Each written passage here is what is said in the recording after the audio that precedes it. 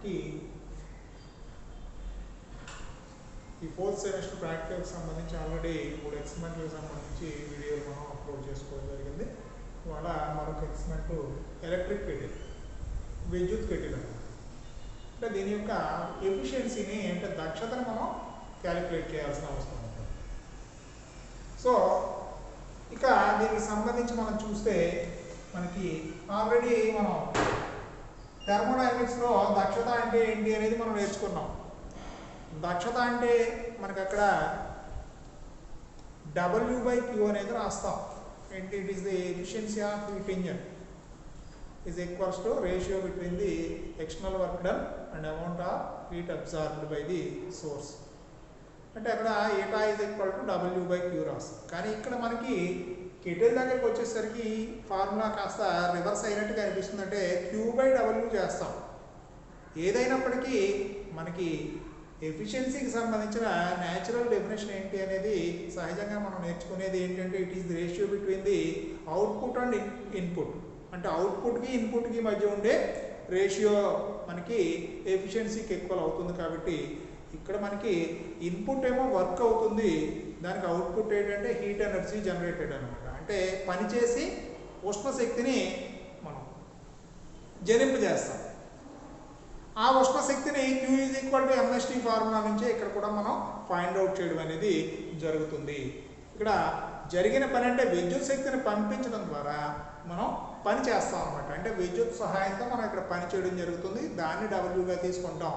So ఇక్కడ మనం eta అంటే దక్షత, కెటిల్ యొక్క దక్షత ఈటా ఈజ్ ఈక్వల్ టు మనకి ఏమవుతుంది ఇక్కడ Q/W అవుతుంది అనమాట.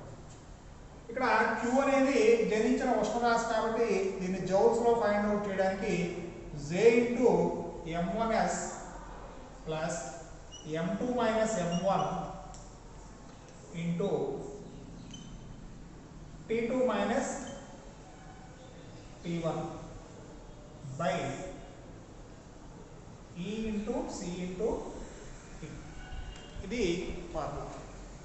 ఇందులో J అనేది జౌల్స్ కాన్స్టెంట్ అంటే 4.18 మనం యాక్చువల్గా రాయాలి. రౌండ్ ఆఫ్ చేసి 4.2 కూడా రాస్తూ ఉంటారు. అది మనం ఏది ఇస్తే వాల్యూ మనం వేసుకోవాల్సిన అవసరం ఉంటుంది. ఇక M1 అనేది ఏంటంటే mass of the empty kettle అంటే ఖాళీ కెటిల్ యొక్క ద్రవ్యరాశి విత్ లిడ్ అంటే మూతతో సహా. ఇక S అనేది కెటిల్ మెటీరియల్ యొక్క విశిష్టోష్ణ స్పెసిఫిక్ హీట్ అనమాట. ఇది స్టాండర్డ్ వాల్యూ మీకు ఎంత అనేది ఇవ్వడం జరుగుతుంది. ఇక M2 అనేది ఏంటంటే మనం దానిలో సఫిషియంట్ వాల్యూమ్తో మనం వేస్తాం. సాధారణంగా మనం ఏంటంటే 500 ml వాటర్ వేస్తాం. 500 ml వాటర్ వేసిన తర్వాత మనం మళ్ళీ దాని యొక్క మాస్ ఎంత అనేది ఫైండ్ అవుట్ చేస్తాం. ఈ రెండు మాసులు కూడా మనం రఫ్ బ్యాలెన్స్ మీదే మనం క్యాలిక్యులేట్ చేయడం అనేది జరుగుతుంది. ఆల్రెడీ రఫ్ బ్యాలెన్స్ యూసేజ్ ఏంటి అనేది మీకు తెలుసు కాబట్టి దాని గురించి ఇక్కడ ప్రత్యేకించి మనం చెప్పుకోవాల్సిన అవసరం లేదు. ఇక T1 అనేది మనం వాటర్ యొక్క తొలి ఉష్ణోగ్రత అంటే మనం ఎక్కడైతే మనం హీటింగ్ స్టార్ట్ చేయడం మొదలు పెడతామో అక్కడి నుంచి అనమాట. అంటే రూమ్ టెంపరేచర్ నుంచి కాకుండా కొంత టెంపరేచర్ అయిన తర్వాత మనం ఒక 60 నుంచి 80 వరకు మనకు కావాలనుకోండి T1 60 అవుతుంది, T2 80 అవుతుంది. 50 నుంచి 80 చేయాలనుకుందాం అనుకున్నాను, అప్పుడు T1 50 అవుతుంది, T2 80 అవుతుంది. అంటే ఇక్కడ తుది ఉష్ణోగ్రత అనమాట. Initial temperature, final temperature T1 T2 అని. ఇక E అనేది ఏంటంటే మనకి వోల్ట్ మీటర్ రీడింగ్ అంటే విద్యుత్ సహాయంతో మనం ఇది వేడి చేస్తున్నాం కాబట్టి అక్కడ మనకి ఒక వోల్ట్ మీటర్, ఒక యామ్మీటర్ ఉంటాయి. అందులో వోల్ట్ మీటర్ రీడింగ్ మనం ఎంత అనేది మనం ఫిక్స్ చేసుకుంటాం. అది వోల్ట్ మీటర్లో చూపించే రీడింగ్ ఆధారంగా మనం ఈ రీడింగ్ ఎంత అనేది వేస్తాం. ఇక C అనేది ఏంటంటే వలయంలో సర్క్యూట్లో ప్రవహిస్తున్న విద్యుత్ ప్రవాహం కాబట్టి so current flowing in the circuit అంతే. అది కూడా అమ్మీటర్ సహాయంతో దీని యొక్క రీడింగ్ ఎంత అనేది మనం ఫైండ్ అవుట్ చేయడం జరుగుతుంది.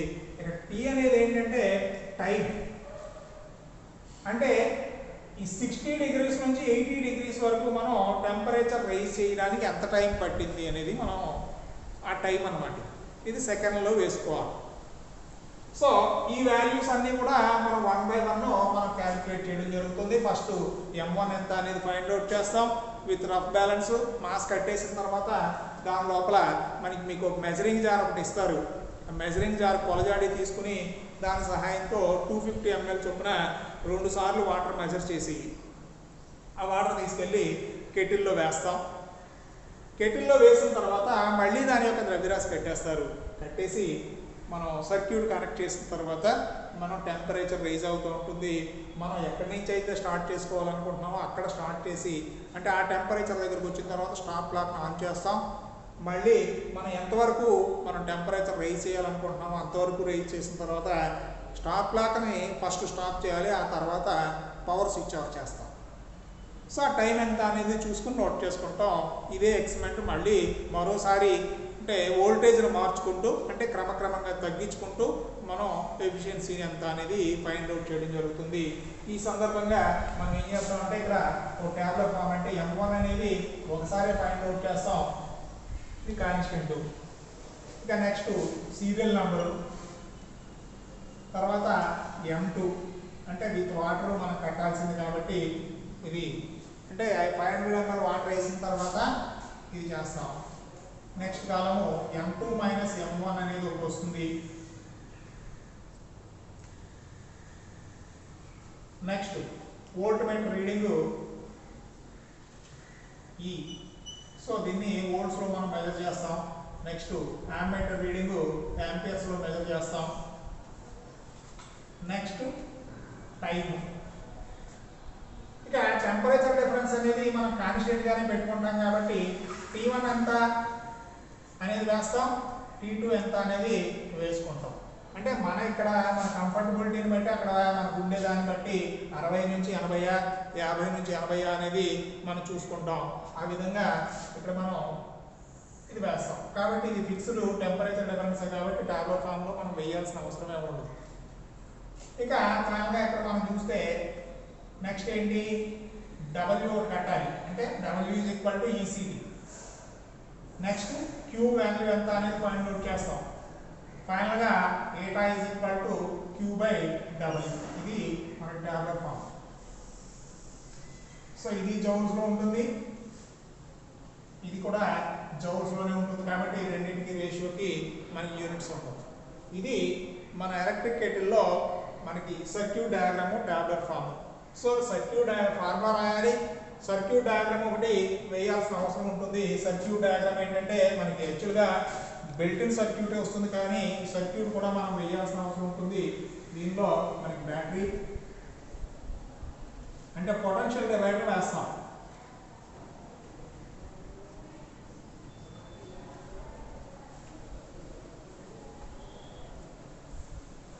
సో దీనిలో సిరీస్లో మనం ఆమ్మీటర్ని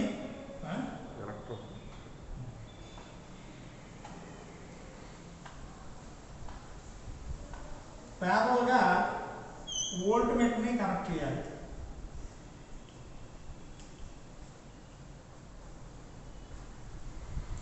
కనెక్ట్ చేసి దీన్ని తీసుకురండి మన హీటింగ్ ఎలిమెంట్కి కనెక్ట్ చేయడం అనేది జరుగుతుంది. అంటే ఒక హీటింగ్ కాయిల్ ఉంటుంది, ఆ కాయిల్కి దీన్ని కనెక్షన్ చేస్తాం.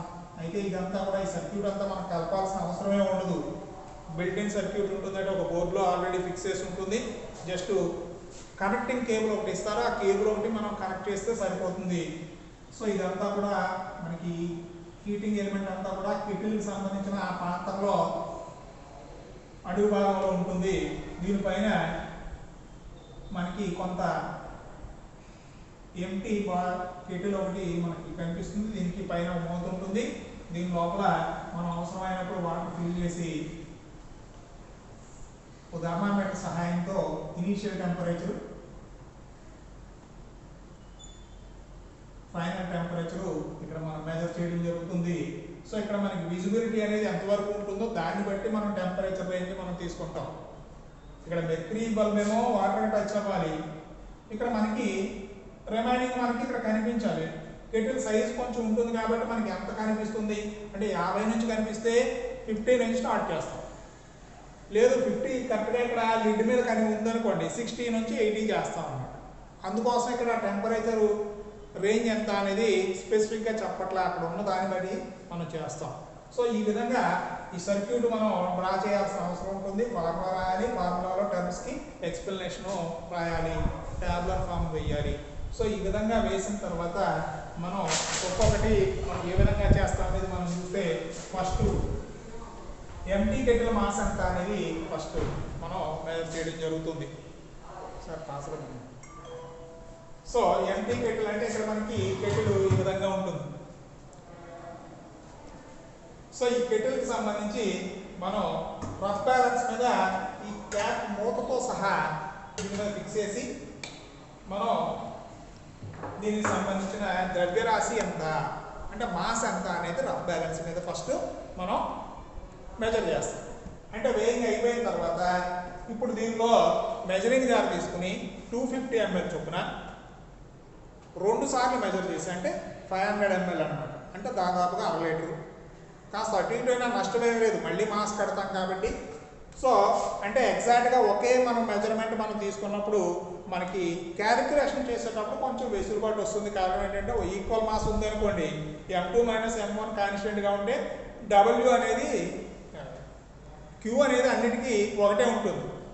W వాల్యూ ఒకటి మనం క్యాలిక్యులేట్ చేస్తే సరిపోతుంది. Q వాల్యూ ఏంటి? J × M1s plus M2 - M1 × T2 - T1. So దాని ప్రకారం మనం చేసుకెళ్ళిపోతాం కాబట్టి మనకి చాలా కంఫర్టబుల్గా అంటే ఒకసారి క్యాలిక్యులేషన్ Q కడితే సరిపోతుంది అనమాట.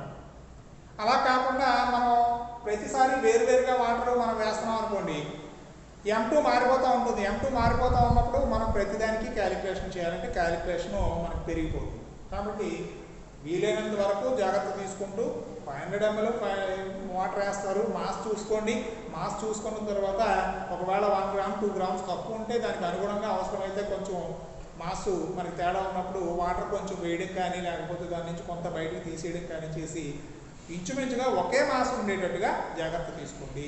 ఇలా తీసుకున్న తర్వాత మనకి ఇది సర్క్యూట్కి సంబంధించిన మొత్తం బోర్డు ఇది. ఇదిగో ఇది ఆమ్మీటర్, ఇది వోల్ట్ మీటర్. సో ఈ ఆమ్మీటర్కి సంబంధించి మనం ఈ పవర్ కేబుల్ ఒకటి మనకి ఇవ్వడం జరుగుతుంది. అంటే ఈ కేబుల్ దీని లోపల అంటే కెటిల్కి ఇన్సర్ట్ చేస్తాం. దీన్ని తీసుకొచ్చి ఈ ప్లగ్లో దీన్ని మనం పెట్టడం జరుగుతుంది. పెట్టేసి దీన్ని స్విచ్ ఆన్ చేసి ఈ కరెంట్ మనం సప్లై చేసినప్పుడు మనకి ఆన్ అవుతుంది, పవర్ ఆన్ అవుతుంది. ఇప్పుడు ఈ డైల్ని ఆపరేట్ చేయడం ద్వారా మనం వోల్టేజ్ని కరెంట్ని కూడా మనం వ్యారీ చేయవచ్చు. ఈ వోల్టేజ్ని కరెంట్ని వ్యారీ చేసేటప్పుడు మనం ఏం చేస్తామంటే వోల్ట్ మీటర్ రీడింగు మనం ఒక సఫిషియెంట్ వాల్యూ అని అనుకుని మనం అంటే 0 to 250 ఉంది ఇది. సో దీనిలో ఈ 0 to 250లో మనం ఏంటంటే మ్యాక్సిమం ఎంత వస్తుంది అనేది చూస్తాం. దానికి ఒక 10 volts తగ్గించుకోండి. అంటే సపోజ్ 220 వస్తుంది అనుకోండి, 210 నుంచి వేస్తాం.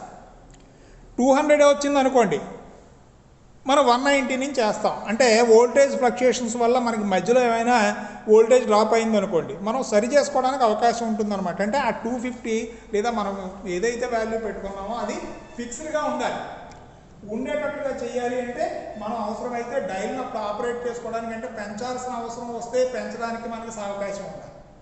సో దానికి అనుగుణంగా ఇక్కడ సపోజ్ 200 పెట్టాం అనుకోండి, ఈ 200 అనేది ట్యాబ్లెట్ ఫామ్లో మనం నోట్ చేసుకుంటాం. M1 M2 నోట్ చేసిన తర్వాత దానికి కరస్పాండింగ్గా ఆమ్మీటర్ రీడింగ్ ఎంత వచ్చింది అనేది చూస్తాం. అంటే ఇది మనం ఫిక్స్డ్గా పెట్టుకొని దానికి కరస్పాండింగ్గా ఆమ్మీటర్ రీడింగ్ ఎంత ఉంది.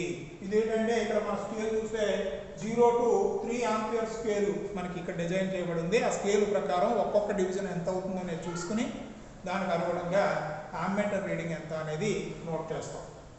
సో ఇప్పుడు మనం చేయాల్సిన ప్రిలిమినరీస్ అన్నీ ఫిల్ చేసి అంటే దీనిలో వాటర్ ఫిల్ చేసి దాన్ని మాస్ కట్టేసి తీసుకొచ్చి ఇక్కడ పెట్టిన తర్వాత ఈ థర్మామీటర్ మనం తీసుకుని దీని లోపల ఈ లిడ్కి పైన చిన్న ఏర్పాటు ఉంటుంది థర్మామీటర్ ఇన్సర్ట్ చేయడానికి. ఈ స్క్రూ ఓపెన్ చేసి జాగ్రత్తగా దీని లోపల ఫిక్స్ చేసి అది వాటర్కి టచ్ అవుతుందా లేదా అనేది చూసుకుని ఈ స్క్రూ టైట్ చేస్తే అది కదలకుండా నిలబడి ఉంటుంది. ఇప్పుడు ఈ థర్మామీటర్లో మనం రీడింగ్స్ నోట్ చేయాల్సిన అవసరం ఉంటుంది. రీడింగ్స్ అంటే ఏమీ లేదు, మనకు కావాల్సిన రిక్వైర్డ్ రీడింగ్ దగ్గరికి మనకు వచ్చిన తర్వాత అప్పుడు మనం స్టార్ట్ క్లాక్ని ఆన్ చేస్తాం. అంటే ఇప్పుడు మనం 200 volts పెట్టాం, ఆమ్మీటర్ రీడింగ్ ఎంత ఉంది అనేది నోట్ చేస్తాం. దెన్ కనెక్షన్ ఆన్ చేసి దీన్ని పవర్ ఆన్ చేస్తాం. కనెక్షన్ అంతా కేబుల్ కనెక్ట్ చేసిన తర్వాత ఆన్ చేస్తే లోపల మనకి హీటింగ్ ఎలిమెంట్ వేడెక్కుతూ ఉంటుంది. అంటే దాని నుంచి ఉష్ణశక్తి జనరేట్ అవుతుంది, హీట్ జనరేట్ అవుతుంది. కాబట్టి దీని లోపల ఉండే వాటరు ఈ కెటిల్తో సహా వేడెక్కడం అనేది జరుగుతుంది. ఇలా వేడెక్కుతున్నప్పుడు మనం అనుకున్న టెంపరేచర్ ఏదైతే ఉందో, అంటే 50 నుంచి అనుకుంటే 50 దగ్గరికి వచ్చిన వెంటనే స్టాప్ క్లాక్ తీసుకుని దీన్ని ఆన్ చేయాలి. లేదు 60 అనుకోండి, 60 దగ్గర ఆన్ చేస్తాం. 60కి ఆన్ చేసిన తర్వాత ఈ టెంపరేచర్ మనం అబ్జర్వ్ చేస్తూ ఉంటే గ్రాడ్యువల్గా నెమ్మదిగా పెరుగుతూ ఉంటుంది. మనం అనుకున్న ఫైనల్ రేంజ్ అంటే 80 సెల్సియస్ దగ్గరికి వచ్చినప్పుడు, మనకంటే 80 డిగ్రీస్ దగ్గరికి టెంపరేచర్ వచ్చిన వెంటనే మనం చేయాల్సింది ఏంటి అంటే స్టాప్ క్లాక్ని ఆఫ్ చేయాలి.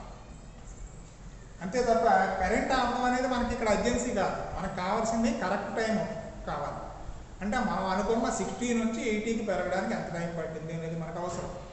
సో దానికి అనుగుణంగా మనం కరెక్ట్గా మనం మెజర్ చేయాలి. అంటే 60 దగ్గర స్టార్ట్ చేయాలి, 80 దగ్గర స్టాప్ చేయాలి. లేదు 50 to 60, 80 చేయమన్నాం అనుకోండి, 50 దగ్గర స్టార్ట్ చేయాలి, 80 దగ్గర స్టాప్ చేయాలి. ఇలా స్టాప్ చేసిన తర్వాత అప్పుడు పవర్ ఆఫ్ చేసి టైము ట్యాబ్లెట్ చేసుకోండి. ఈ టేబుల్లో మనం ఆల్రెడీ M2 ఎంత అనేది వస్తుంది, M1 ఆల్రెడీ ఇక్కడ మన దగ్గర ఉంది కాబట్టి రెండింటికి డిఫరెన్స్ ఇది. వోల్ట్ మీటర్ రీడింగ్ 200 మనం పెట్టుకుంటే 200 లేదా 110 అది చెప్పాను కదా. మ్యాక్సిమం కన్నా ఒక 10 తగ్గించుకొని చేయండి అన్నాం. తర్వాత మీటర్ రీడింగ్ ఇక్కడ మనం స్టాప్ క్లాక్లో టైం ఎంత చూపించింది అనేది వేసుకుని దాన్ని ఇక్కడ వేస్తాం. సో ఇలా చేస్తే ఒక అబ్జర్వేషన్ మనం కంప్లీట్ అయినట్టు. నెక్స్ట్ మళ్ళీ మరొక అబ్జర్వేషన్ చేయడానికి ఈసారి రెండోది ఏం చేస్తామంటే మళ్ళీ 500 ml వాటర్ వేస్తాం, మళ్ళీ మాస్క్ అంటాం. ఆల్రెడీ ఇక్కడ మీకు ఒక చిన్న సలహా చెప్పాను ఆల్రెడీ. ఏంటంటే సజెషను, ఈ రెండు ఇంచుమించు ఒకలాగా ఉండేటట్టుగా చూసుకుంటే క్యూ వాల్యూ ఒక్కసారి కడితే మనకు సరిపోతుంది. కాబట్టి అదొకటి జాగ్రత్త తీసుకోండి. 500 ml వేసిన తర్వాత 1 గ్రామ్ 2 గ్రామ్స్ వేరియేషన్ ఉంటే దాని అవసరం అయితే దానికి అనుగుణంగా వాటర్ని మనం వాల్యూమ్ మనం మార్చుకోవడం, అంటే పెంచడం కానీ కొద్దిగా వేయడం కానీ తీయడం కానీ చేసుకుంటాం. ఈసారి ఆ డైల్ని అంటే బోర్డు మీద ఉన్న డైల్ని ఆపరేట్ చేయడం ద్వారా ఈసారి 190 పెట్టండి. 190 పెడితే దానికి కరస్పాండింగ్గా ఆమ్మీటర్ రీడింగ్ కూడా మారిపోతుంది. సో అది ఎంత అనేది వేసుకుని మళ్ళీ కనెక్షన్ అంతా కనెక్ట్ చేసిన తర్వాత మళ్ళీ హీటింగ్ స్టార్ట్ చేస్తాం. అంటే పవర్ పంపించడం అనేది స్టార్ట్ చేస్తే మనకి హీటింగ్ స్టార్ట్ అవుతుంది. మళ్ళీ ఎక్కడైతే మనం ఇనీషియల్ టెంపరేచర్ 60 అనుకున్నాం అనుకుంటే ఆ 60 దగ్గరికి వచ్చినప్పుడు అగైన్ ఈ స్టాప్ క్లాక్ మళ్ళీ ఇంకోసారి స్టార్ట్ చేస్తాం. మళ్ళీ 80 దగ్గర స్టాప్ చేసి మళ్ళీ టైం ఎంత అనేది నోట్ చేస్తాం. ఇలా మినిమం 4 అబ్జర్వేషన్ చేయాలి. అంటే రిమైనింగ్ 2 ఏం చేస్తాం, మరో 10 volts తగ్గిస్తాం. అలా ఇది మనం చేసి మనం అబ్జర్వ్ చేస్తున్నప్పుడు ఇప్పుడు ఏంటంటే ఒక వ్యవహారం ఎఫిషియన్సీ కడ్డంతో పాటుగా వోల్టేజ్తో పాటుగా ఎఫిషియన్సీ ఏ విధంగా వ్యారీ అవుతుంది అనేది కూడా ఇక్కడ అబ్జర్వ్ చేయడం జరుగుతుంది. అంటే వోల్టేజ్ తగ్గే కొద్దీ మనకి జనరల్గా ఎఫిషియన్సీ అనేది ఇంక్రీజ్ అవుతూ ఉంటుంది. అది ఏం జరుగుతుంది అనేది ఇక్కడ మనం అబ్జర్వ్ చేస్తాం. ఇది ఎలక్ట్రిక్ కెటిల్కి సంబంధించి ఎఫిషియన్సీని ఫైండ్ అవుట్ చేయడే ప్రొసీజర్. ఆ విధంగా మనం చేసుకోవాలి. సో ఇక్కడ మనం ఫస్ట్ చేయాల్సింది ఏంటి అంటే ఏ ఎక్స్పెరిమెంట్ అయినా ఇప్పుడు దాకా 4 ఉన్నాయి. ప్రస్తుతానికి 4 మీరు formula, tablet form, procedure, precautions, almost kettle తప్ప రిమైనింగ్ అన్నిటికీ గ్రాఫ్స్ ఉంటాయి కాబట్టి గ్రాఫ్స్ ప్రిపేర్ అవ్వండి. ఒక జౌల్ క్యాలరీమీటర్ తప్ప మిగిలిన 5 ప్రిపేర్ అవ్వండి. ఆ 5 మీద మీకు ఎగ్జామ్ ఉంటుంది. ఆ తర్వాత వాటి మీద మీరు ఎగ్జామినేషన్ రాస్తారు. మీరు formula, tablet forms, precautions, model graph మీరు ప్రజెంట్ చేస్తే రిమైనింగ్ ఎక్స్పెరిమెంట్ ఏం చేయాలి అనేది ఇక్కడ మీకు అవసరమైతే అక్కడ ఒకసారి ప్రాక్టీస్ చేసి జస్ట్ చెప్పి ఎలా చేయాలి అనేది చూపించడం జరుగుతుంది. దానికి అనుగుణంగా మీరు రీడింగ్లు చేసి క్యాలిక్యులేషన్ బై యూజింగ్ ఫ్లాగర్ వర్క్స్ మీరు క్యాలిక్యులేట్ చేసి రిజల్ట్ అక్కడ టాబ్లెట్ చేస్తాం. ఓకే, ఇది మనం చేయాల్సిన పని. ఇక రేపు థర్మోకపుల్ ఎక్స్పెరిమెంట్ ఏ విధంగా చేస్తాం ఏంటి అంటే చాలా సింపుల్ ఎక్స్పెరిమెంట్. అది దానికి సర్క్యూటు జస్ట్ ట్యాబ్లెట్ ఫాము గ్రాఫే ఉంటుంది. దానికి ఫార్ములా కూడా ఉండదు. సో దాన్ని కూడా ఏ విధంగా చేస్తాం ఏంటి అనేది సింపుల్గా రేపటి క్లాస్లో మనం ఎక్స్ప్లెయిన్ చేసుకోవచ్చు. Okay, thank you.